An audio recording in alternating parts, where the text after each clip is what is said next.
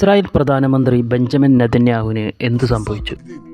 കഴിഞ്ഞ ഒരാഴ്ചയായി മാധ്യമങ്ങൾക്ക് മുമ്പിലോ മറ്റു പരിപാടിയിലേക്കോ വരാത്തത് സംശയത്തിന് ആക്കം കൂട്ടിയിരിക്കുകയാണ്.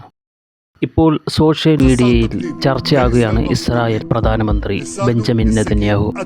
13-ാം തീയതി പ്രത്യക്ഷപ്പെട്ട നെതന്യാഹുവിൻ്റെ വീഡിയോ ഫേക്കാണെന്നാണ് സോഷ്യൽ മീഡിയയിലെ വാദം. കൈകൾ ശ്രദ്ധിക്കുക, വിരലുകൾ 6 എണ്ണമുണ്ട്. മാത്രമല്ല വട്ടമുഖത്തിൽ നിന്നും അല്പം മാറി മുഖം നല്ലതുപോലെ നീണ്ടിരിക്കുന്നു.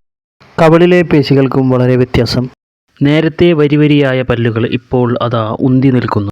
ജീവിച്ചിരിക്കുന്ന നെതന്യാഹുവിന് എന്തിനാണ് ഈ ഫേക്ക് വീഡിയോ? അതുകൊണ്ട് തന്നെ നെതന്യാഹു മരിച്ചിരിക്കാനോ ഗുരുതരമായി പരിക്കേറ്റിരിക്കാനോ സാധ്യത കൂടുതലാണ്.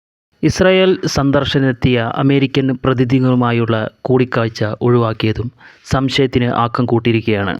നെതന്യാഹുവിന് ഗുരുതരമായി പരിക്കേറ്റു എന്ന് ഇറാൻ നേരത്തെ ആരോപിച്ചിരുന്നു. ഇത് ഇസ്രായേൽ തള്ളിക്കളഞ്ഞിരുന്നു. ഇതിനിടയിലാണ് വീഡിയോ ഇറങ്ങിയതും വിമർശനത്തിന് കാരണമായതും. സോഷ്യൽ മീഡിയയിൽ ആളുകളുടെ വാദം നെതന്യാഹു മരിച്ചിരിക്കാമെന്നതാണ്. വരും ദിവസങ്ങളിൽ ഇസ്രായേൽ ഈ വാദത്തെ എങ്ങനെ കൈകാര്യം ചെയ്യുമെന്ന് നമുക്ക് കണ്ടറിയാം.